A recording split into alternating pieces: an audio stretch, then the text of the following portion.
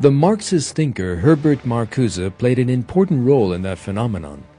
Marcuse offered a new definition of the revolutionary class, described as the workers by Lenin and as the peasants by Mao, the young.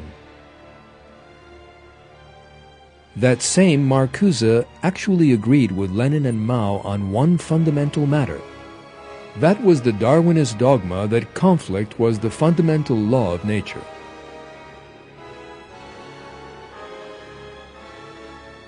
Marcuse's belief in conflict turned the '68 generation out onto the streets. Young British people held protest rallies at which they shouted slogans in support of North Vietnamese leader Ho Chi Minh.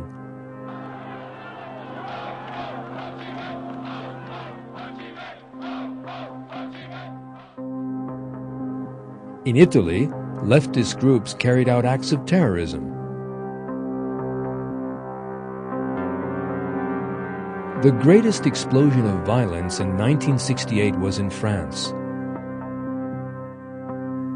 Firstly, Marxist students in Paris occupied their universities, and socialist slogans were shouted during the celebrations. Events began to grow when other leftist groups organized marches in support of the students.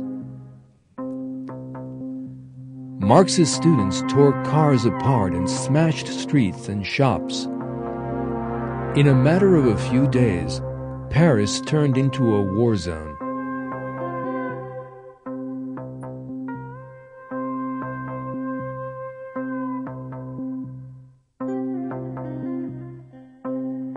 The barbarity that marched under the red flag was only suppressed months later.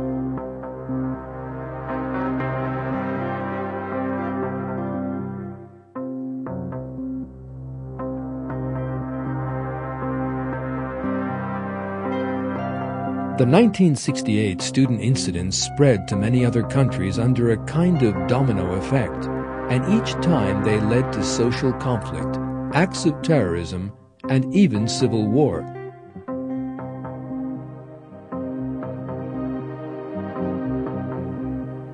Those young people, exasperated by the political and economic problems of their day, believed that communism offered a solution.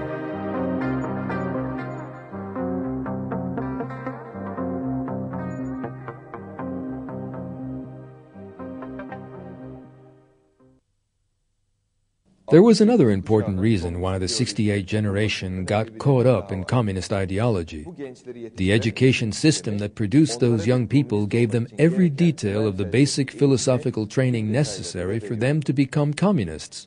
That was because Darwin's theory of evolution, which contains the basis of natural history for communism, as Karl Marx put it, was taught in schools as if it were a proven scientific fact. Young people who believed in Darwin's ideas that man was an animal that progressed through conflict were not slow to turn to terror and anarchy. We may recall that Darwin's theory of evolution prepared the ground for the development of Chinese communism, and that Mao's bloody regime arose from the ideological foundation of Darwinism. The entire picture reveals to us one very important fact. Communist ideology is the result of a worldview that regards man as a species of animal and believes that he progresses through conflict.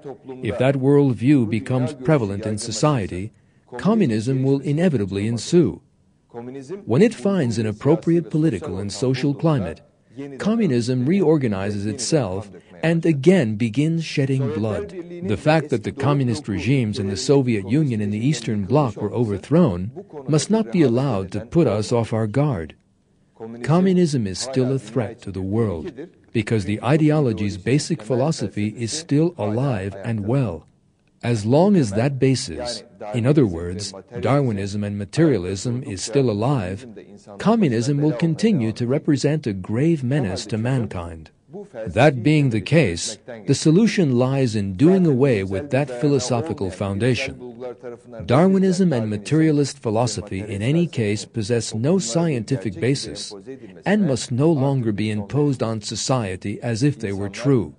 People must understand that they are not animals who merely exist to fight with one another, but that they are honorable creatures who must live by the lights of that morality created and revealed by God.